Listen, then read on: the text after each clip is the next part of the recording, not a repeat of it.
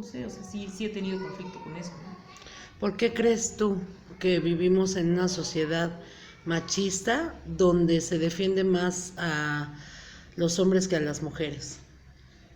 Pues yo creo que, para empezar, pues es cuestión de una ideología de toda la vida, para empezar en nuestro país, ¿no? Y aparte, las mujeres luego contribuimos mucho a eso. A mí me ha tocado ver muchas mujeres que prefieren a los hijos hombres, ¿no? Mandan a las hijas a hacerles la comida, a levantarles la ropa, a lavarles su ropa, porque tu hermano ya se va de la escuela, porque tú tienes que hacerlo, porque tú eres mujer. Si no, tú no sabes cocinar y si no sabes planchar, lavar y tantas cosas, pues no eres una buena mujer, ¿no? Y de hecho te pasa, por ejemplo, tú te casas o te juntas con alguien y llegas a casa de la persona con la que te juntas, ¿no? Del muchacho, del hombre. Y si no sabes cocinar, o sea, te crucifica la familia. Te consideran una mala mujer, una huevona, una puerca, mil cosas, o sea, a mí me ha pasado, ¿no? Yo Pero, cuando, por ejemplo, cuando yo me junté con Fernando, estaba yo muy chica, yo no tuve una madre que me enseñara a nada. Mi madre nunca nos enseñó ni siquiera a cocinar. Claro que cuando yo llego a vivir con su mamá, él y yo vivimos con su mamá un tiempo, no sabía yo cocinar, ni sabía yo hacer muchas cosas. ¿qué crees que sea ser una buena mujer en esta sociedad mexicana? Pues fíjate que para mí, ¿verdad? Ya habiendo pasado tantas cosas, habiendo conocido tantas situaciones de tantas mujeres junto conmigo, para mi manera de ver y lo que yo hablo con mis hijas, ¿no? Yo quisiera que mis hijas fueran independientes, o sea, para mí a mí no me, o sea, muchas veces las familias te dicen, oye, búscate un buen hombre, ¿no? O sea, si tú te buscas un buen hombre, entonces ya la hiciste, porque ya no Pero, vas a sufrir en la vida, ¿no? ¿qué es un buen hombre? Pues supuestamente un buen hombre es una persona que tenga pues un buen trabajo y te dé todo, ¿no? Que no te falte nada Que no te pegue. y que pues es que eso a la familia no le importa, ¿no? Mientras tengas pues una persona que te mantenga. Muchas veces te quejas y la familia no hace caso. No, oye, no lo vayas a dejar porque pues él es el que te mantiene, o sea, ¿de qué te quejas si te da todo? Te digo porque me ha tocado verlo. Yo he tenido amigas que sufren violencia y que sus familias les dicen, oye, no vayas a dejar a tu marido porque ¿qué vas a hacer con tus hijos tú sola? O sea, las mujeres muchas veces se aguantan el maltrato y los golpes precisamente porque pues son mantenidas, por así decirlo, o sea, para asegurar la familia. Yo creo que sí. Muchas veces las mujeres nos da miedo, no sé, hacernos independientes. Las mujeres nos da miedo estar solas, quedarnos solas con nuestros hijos, por ejemplo, ¿no? ¿Qué voy a hacer? ¿Dónde dejo a mis hijos si me pongo a trabajar? ¿Quién me va a cuidar a mis hijos? Esa es una situación que pues pasamos muchas mujeres, ¿no?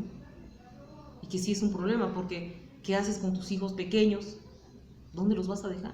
Quienes no contamos con madre y padre y hermanos, pero porque a mí ya me tocó vivirlo, ¿no? Por ejemplo, yo cuando mis niños eran chicos y yo trabajaba, mis niños se quedaban solos. Y yo les tenía que dejar de cierta manera las cosas preparadas para que desayunaran y se fueran a la escuela. Y yo siempre con el terror de que me les fuera a pasar algo en el camino. Ya pasaba yo por ellos en la tarde a buscarlos y hacer, no sé, o sea, me las ingeniaba de mil maneras. ¿Tú has tenido algunas parejas? Con tus parejas, ¿recuerdas algún momento de violencia en el que realmente no hayas sentido miedo, sino terror? Pues yo creo que sí, o sea, por ejemplo, esa ocasión que te platico, ¿no? Sobre todo en esa ocasión donde estaba yo embarazada, ¿no? Y a punto de aliviarme, y este muchacho me hizo un gran escándalo y me amenazó con tubos y con cadenas y mis hijas se quedaron ahí, o sea, porque no pudieron salir corriendo conmigo, estaban pequeñas. ¿Te golpeó? Me golpeó. Y mi hijo y yo estábamos en la calle, ¿no? ¿Cuántos meses tenías de embarazo? Ya estaba yo a punto de aliviarme. Yo creo que después de ese episodio, como a los 15 días me alivié, si no es que menos, ¿no? Sí, o sea, muy poquito tiempo yo di a luz a mi niño más chico. Y fíjate que otra cosa, ¿no? Yo cuando di a luz a mi hijo más pequeño, empiezo con los dolores de parto y no había nadie que me llevara al hospital. No contaba yo verdaderamente con nadie empiezo con los dolores de parto y compone tú a las 10 de la noche, ¿no? De un día. Y así me pasé toda la noche, sufriendo en mi casa, porque yo no tenía cómo irme.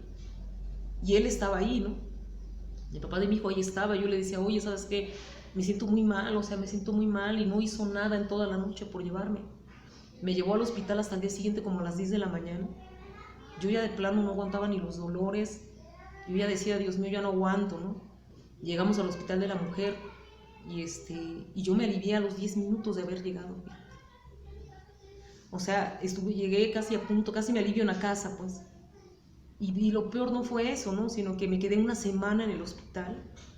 Y yo preocupada por mis niños que estaban en la casa, porque nadie fue por mí. Nadie iba por mí. Muchas veces se habla de que la maternidad es un momento bonito, que se comparte con la familia, donde está el orgulloso padre de familia viendo a su bebé. ¿Cómo fue la situación cuando tú tuviste a tu bebé? No, mi situación fue muy, no sé, muy triste y muy difícil porque yo me sentía abandonada en ese hospital. Pasó una semana, fíjate, y nadie me fue a ver. Y nadie, o sea, yo decía, Dios mío, ¿cómo salgo de aquí? Porque mis hijos están solos en la casa. Me acuerdo que llegaban las trabajadoras sociales y me hablaban, ¿no? Y yo les decía, ¿sabes qué? Necesito salir de aquí porque tengo mis 3 niños pequeños en la casa. Están solos, les decía. Y me decían ellas, es que no te podemos dejar salir sola. Entonces le tuve que hablar, les di el teléfono de una amiga de mi papá y no respondía a nadie, ¿no? Ya después, como a la semana, ya respondió mi papá en su oficina porque todavía trabajaba mi papá y me fue a buscar una amiga. Mi cuñada me fue a buscar. Pero ya había pasado una semana, fíjate, ¿no? O sea, siempre que recuerdo eso digo, Dios mío, o sea, verdaderamente siempre he estado así sola, ¿no? Y ya de ahí salí del hospital y pues fui a ver a mi niño.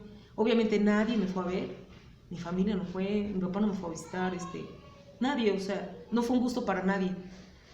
No te voy a preguntar cómo fueron los meses siguientes, porque me supongo que debió de haber sido muy complicado para ti buscar pañales. No sé si tuviste la fortuna de que tu hijo tomara leche de tu pecho o te viste en la imperiosa necesidad de conseguir fórmula, pero a final de cuentas, después de mucho padecer en esa época, llegaste a la cárcel. ¿Por qué la vida, por qué las circunstancias te llevan a la cárcel? Pues porque empecé a drogarme. Yo conozco la droga con el papá de mi hijo más chico. Él siempre fumó marihuana, a mí no me interesaba ni me molestaba, o sea. Pero yo en una ocasión, luego nos llegamos a separar un tiempo porque él me maltrataba mucho, ¿no? Entonces me separo de él, me voy a vivir hasta Tláhuac. Pero después de un tiempo yo regreso, fíjate. Y cuando yo regreso, yo notaba cosas raras, ¿no? O sea, él ya en las noches ya no entraba a dormir a la casa, por ejemplo, como antes. Se pasaba toda la noche. Bueno, yo me dormía y no me daba cuenta que él no estaba. Pero empecé a notar cosas, ¿no? Como que siempre he fumado, entonces dejaba yo mis cigarros con el encendedor y se me desaparecía el encendedor, se me desaparecían los cigarros, pero nunca lo cuestioné porque él no fumaba, ¿no? Entonces yo decía, ¿quién sabe qué se hizo el encendedor? El chiste es que nunca pensé realmente. En una ocasión yo le encontré a él unas latas, ¿no? Entre la ropa sucia que iba yo a lavar, ahí estaban escondidas las latas, quemadas. Y yo le dije, por él tenía un taller mecánico, yo fui y le dije, oye, ¿qué es esto, no? Le enseñé las latas. No, es eso, déjalo ahí, eso no lo toques, porque eso es del taller, me dijo. O sea, no se me hizo, no le hice más preguntas. Para ese tiempo yo me meto a trabajar de mesera y estaba en las tardes, salía yo como hasta las 11 de la noche, 12. Y entonces en una ocasión llego y veo que él no estaba en la casa, ¿no? Como siempre, porque ya era así de que no estaba en la casa en las noches. Pero me doy cuenta que la parte del taller, la luz de una ventana del taller estaba prendida. Y yo dije, a lo mejor está ahí en el taller. Y se me ocurre, según yo, darle una sorpresa, ¿no? Y entonces me meto por la puerta del taller, camino y le abro la puerta y lo encuentro como con 4 o 5 chavos, ¿no? Todos bien drogados. Hasta la madre todos, ¿no? Y pues yo me asusto y me enojo. Y le reclamé, oye, ¿qué te pasa? ¿Cómo es posible? ¿Qué estás haciendo? Y pues todos se asustaron. Y como pude los saqué de la casa a los muchachos y me quedé hablando con él. Ya entonces él me dijo, ¿no? Que se estaba drogando, me dijo que se estaba drogando con piedra. Y yo le empecé a llorar y le dije, oye, ¿cómo es posible que hagas esto? Tú nunca has sido así. Mira, yo traté de ayudarlo, de hecho, en un principio. Empecé a decirle, mira, no hagas esto, tú eras otro rollo antes, tú nos ayudas, o sea, eras una persona responsable, no lo sé, o sea, yo trataba de motivarlo, de ayudarlo, ¿no? Y yo le decía, ahorita ya no tienes nunca un centavo, ¿qué te está pasando? Traté de ayudarlo, ¿no? Y entonces en una ocasión, no sé, impotente, ¿no? Porque yo veía que él no dejaba esa situación. Y lo encuentro fumando piedra y le digo, a ver, pásame eso, ¿no? Quiero ver qué se siente, a ver qué sientes tú. O sea, yo quería entender el por qué él hacía eso, fíjate. Y agarro y empiezo a fumar piedra con él. Y ahí empezó, ¿no? Mi adicción, porque yo me volví adicta inmediatamente. Empecé a pasarme horas y horas, o sea, podíamos pasarnos días enteros fumando piedra, podíamos pasarnos, no lo sé, gastarnos todo el dinero, o sea, no sé, fue una situación muy, muy, muy fea, ¿no? ¿Y tus hijos? Y mis hijos en la casa, con trabajos les hacía yo de comer, con trabajos los atendía, ¿no? Por estarme drogando con él. Hasta que él tenía unos amigos, ¿no? Que robaban autopartes y me empiezan a decir, va, te acompáñanos. Y a mí al principio se me hizo como una aventura, quizás. Pues vamos, dije, yo veía que se conseguía el dinero rápido y fácil. Y entonces me iba yo con ellos a robar. Y hasta que me detienen, ¿no? Hasta que me agarran y pues me llevan al reclusorio. ¿Esto lo hacías para mantener a tus hijos y para mantener tu vicio y para mantener lo que pensabas era tu hogar? Yo creo que sí. ¿Qué era lo primero que pensabas cuando tú recibías el dinero producto de las autopartes, del robo? Pues, no manches, pues no sé, o sea, decía yo, oye, pues, no sé, o sea, era como un triunfo porque es arriesgarte a muchas cosas. No es fácil robar autopartes, o sea, la gente está al pendiente, no lo sé, tantas cosas, pasamos muchas situaciones, ¿no? Nos balacearon en varias ocasiones, o sea, fueron cosas bien difíciles. A lo que me refiero es que cuando tú tenías tu dinero en las manos o cuando tú robabas, ¿qué pensabas que ibas a hacer con ese dinero? Pues, con ese dinero compraba comida para mis hijos y pues droga, droga. Hasta que llegó un momento que dejé de ver por mis hijos definitivamente, ¿no? ¿Qué pasó con tus hijos? Se fueron con mi papá. Y tú te quedaste con tu pareja. No, nos quedamos en la calle, vivíamos en la calle, ¿Quiénes vivían en la calle? él y yo.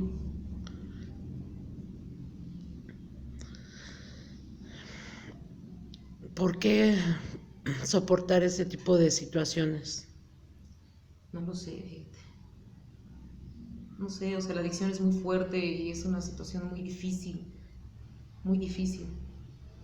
¿Adormecías muchos años de violencia con la droga? ¿Sentías que era así? Yo creo que sí, porque toda mi vida yo creo que había aguantado tantas cosas, ¿no? Yo estaba muy llena de coraje ¿Contra quién? ¿Contra la vida? contra la vida. Estaba harta de todo, ¿De sufrir? de sufrir y de pasar todas las situaciones que pasaban, ¿no? Y Desde que tú tienes uso de razón, ¿has sufrido violencia? sí, desde muy niña con mi mamá. Mi mamá fue una mujer muy violenta, nos golpeaba desde muy pequeños. Entonces, yo sé que hoy entiendo, ¿no? Que no fue el camino correcto que debí de haber tomado, ¿no? Pero verdaderamente en ese tiempo no lo vi así. Tú llegaste al reclusorio de Santa Marta, Catitla, acusada por robo de autopartes. ¿Cuántos años pasas ahí? Pues es que paso 5 años porque primero me dieron una sentencia de 3 años, 8 meses y no me acuerdo cuántos días. Y salgo libre bajo fianza, ¿no? O no me acuerdo cómo, pero yo salgo libre. Un amigo mío me ayudó a salir. Allí estuve nada más, creo, un año. Y salgo y pero yo en Santa Marta pues igual me drogaba. O sea, no dejé de drogarme en la cárcel. Salgo a la calle y dije yo ya me voy a portar bien, ya no quiero vivir esto. Y al poco tiempo ya me estaba yo drogando otra vez en la calle. Y regreso, o sea, empiezo a robar de nuevo y caigo de nuevo, ¿no? Reclusorio. Y entonces ¿Nunca sí ya... buscaste a tus hijos cuando saliste la primera Lo vez? que pasa es que la primera vez que salí fue muy poco el tiempo, ¿no? Que salí. No estuve como una semana, creo. O sea, no estuve mucho tiempo fuera. Caí rápido. Entonces, regreso y pues de ahí sí ya fue más dura la sentencia. ¿Cuántos años te dieron en esta segunda sentencia? Igual 3 años, 8 meses, no sé cuántos días. Sin embargo, algo cambió tu vida porque tú conociste un programa Sí. en contra de las adicciones. ¿Cómo se llamaba este programa? Era el grupo Clyde de Santa Marta, ¿no? Y ahí, ¿qué fue lo que encontraste en ti? ¿Qué descubriste que había en ti?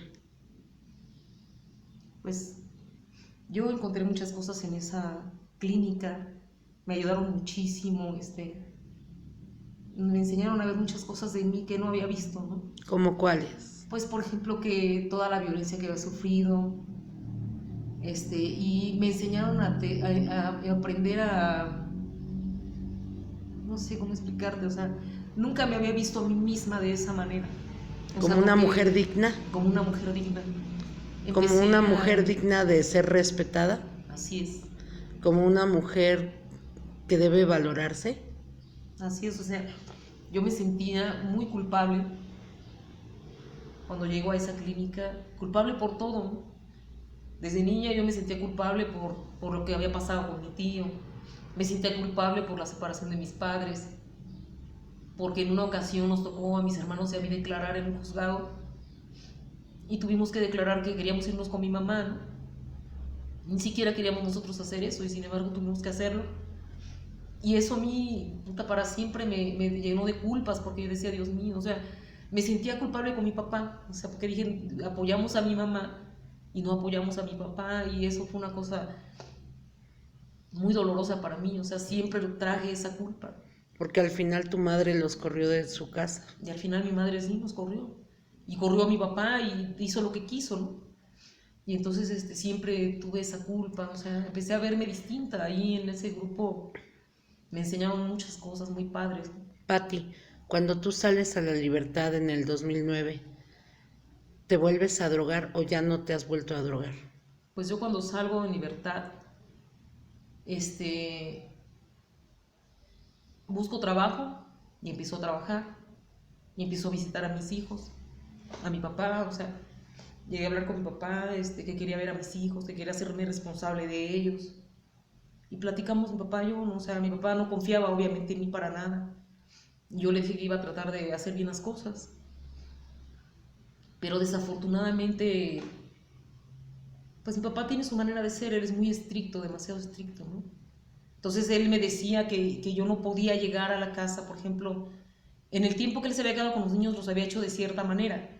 Yo no podía llegar a romper ese equilibrio, ¿no? O esa educación o esa conexión que él tenía con ellos. Yo llego a mi casa, a la casa de mi papá, y vi la necesidad de mis hijos. Mis hijos estaban en una situación difícil, triste. Yo llego, ¿no? a verlos y yo vi que ellos también querían verme a mí. Ellos también deseaban hablar conmigo, abrazarme. Mi papá eso no lo permitía. ¿Por qué? Pues no lo sé, fíjate, no lo sé, porque era muy estricto. O sea, yo me acuerdo, por ejemplo, que un día dije, oye, mis hijos se hacían cargo de muchas cosas, de la limpieza, de muchas cosas. Y un día yo quise ayudar a uno de mis hijos y mi papá me salió y me dijo que no. O sea, me dijo, sabes que aquí tú no tienes derecho de nada. Tú aquí no eres nadie. Si quieres venir de visita, pero no tienes por qué venir a ayudar a tus hijos a nada, porque ellos ya están acostumbrados así. No quiero que por tu culpa, ¿no? Ellos, no sé cómo explicarte, decía que yo los iba a malinfluenciar con él. ¿Después de cuánto tiempo pasó para que tú te decidieras ir a Villahermosa, Tabasco? Pues fíjate que la cuestión fue que no pude con eso, ¿no?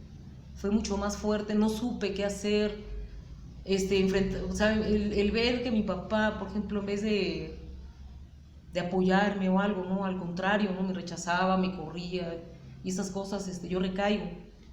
Aparte no busqué un grupo, ¿no? Recaí. Y al ver que yo había recaído, decidí irme a Villahermosa, porque ya no quería volver a la cárcel y no quería volver a pasar por todas las cosas que ya había pasado, ¿no? No sé, la calle, estar viviendo en los lotes baldíos, estar robando para la droga, todas esas cosas, yo no quería volverlas a vivir y decidí irme.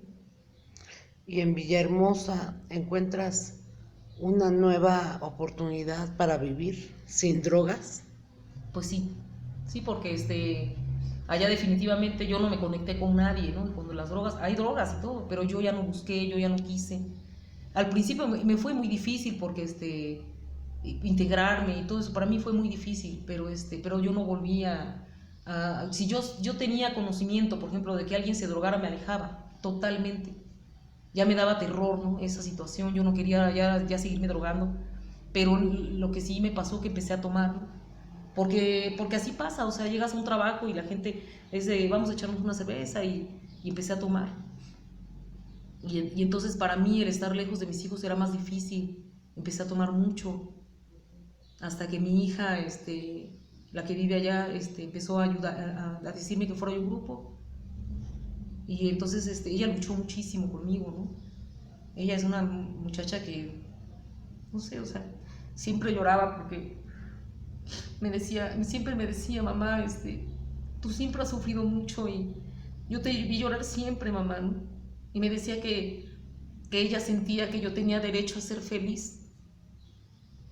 ¿Y tú qué crees?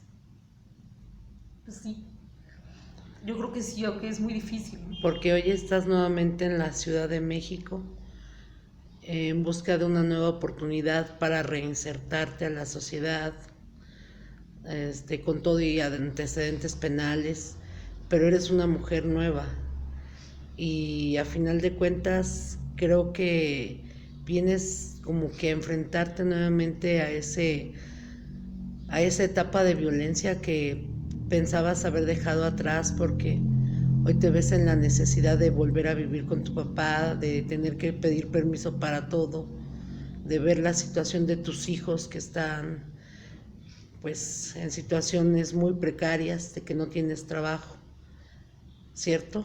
Sí, así es. Ahorita, ¿qué es lo que estás buscando? Pues de entrada busco trabajar, ¿no? Necesito ponerme a trabajar. Quiero, el día de hoy de verdad, o sea, quiero cambiar mi vida en todos los aspectos. Quiero ayudar a mis hijos. ¿Qué sabes hacer, Pati? Pues he trabajado de cajera, de mesera, no sé, en tiendas. He tenido varios trabajos. Y de hecho ahorita he buscado en restaurantes y en tiendas trabajo. ¿Deseas agregar algo a este testimonio que vamos a compartir, si tú nos lo permites? Pues yo creo que sí, ¿no? El hecho de que el día de hoy busque una nueva oportunidad para vivir, para cambiar totalmente, ¿no? Mi vida. Yo sé que ya lo que viví y lo que pasó es algo que no voy a cambiar y que ahí está y que siempre va a ser parte de lo que yo hice con mi vida, ¿no? Pero también sé que puedo cambiar todo eso y quiero tratar de recuperar algo, ¿no? Con mis hijos. Y las mujeres que están viviendo violencia doméstica, que aguantan pues esas golpizas por los hijos, que siguen pensando que el hombre va a cambiar, ¿qué les dirías? Pues que no, o sea, que están aguantando de embalde porque los hombres no cambian, eso es mentira. Siempre decimos, ay, es que si yo le doy un hijo, por ejemplo, va a cambiar. O si yo soy buena mujer, o si lo atiendo bien. No es cierto. El hombre que te maltrata desde un principio te va a maltratar siempre. Y yo pienso, ¿no? Que hay que buscar, no sé, esa fuerza dentro de nosotras mismas para saber que, aunque es difícil, ¿no? Se puede mejor sola que con una situación de esas. Pues así es, querida Pati. Y aquí, queridos amigos, lo que vamos a hacer es justamente unir fuerzas con esta compañera que de nombre Patricia, ¿sí? que hemos vivido mucha violencia, cada quien por su lado, que estamos en busca pues también de alternativas laborales, así es de que si hay alguna persona que desee ofrecerle trabajo a Patricia, que desea ofrecerme trabajo a mí, pueden escribir al correo electrónico ethel.69@hotmail.com. Vuelvo a repetir, ethel.69@hotmail.com. Y pues vamos a empezar a unir fuerzas, porque estamos luchando justamente por tratar de armar una asociación para integrar a las personas que tienen antecedentes penales, especialmente a las mujeres que hemos sufrido violencia. Pati, te agradecemos de verdad, sí, todo esto que has podido compartirnos desde el fondo de tu corazón, y deseamos que este grito de libertad llegue a donde tenga que llegar. Muchas gracias, Pati. De nada.